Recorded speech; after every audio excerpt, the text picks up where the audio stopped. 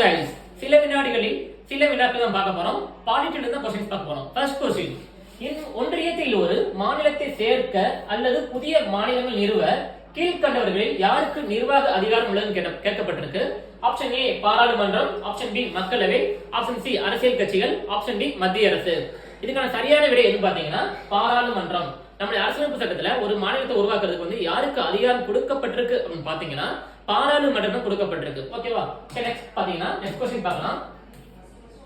இந்திய அரசியலமைப்பின் பிரிவு 1 படி இந்தியா என்பது டேஷ் மாநிலங்களின் குழு, மாநிலங்களின் கூட்டாட்சி முறை, மாநிலங்களின் கூட்டமைப்பு, மாநிலங்களின் ஒன்றியம் என கூறப்பட்டிருக்கு. ஓகேவா? இது சரியான விடை எது பாத்தீங்கன்னா ஆப்ஷன் டி மாநிலம் ஒன்றியம் தான் சரியான விடை. நம்மளுடைய கான்ஸ்டிடியூஷன்ல என்ன சொல்லப்பட்டிருக்குன்னா union of states. Union of states அப்படின்னு பாத்தீங்கன்னா என்னது மாநிலம் ஒன்றியம் தான் சொல்லப்பட்டிருக்கு. அப்ப இதுக்கு ஆன்சர் டி தான் சரியான விடை. ஓகேவா? இதே மாதிரி பயனுள்ள தகவல் தெரிஞ்சுக்கிறதுக்காக நம்ம சேனலை ஃபாலோ பண்ணுங்க. Thank you guys.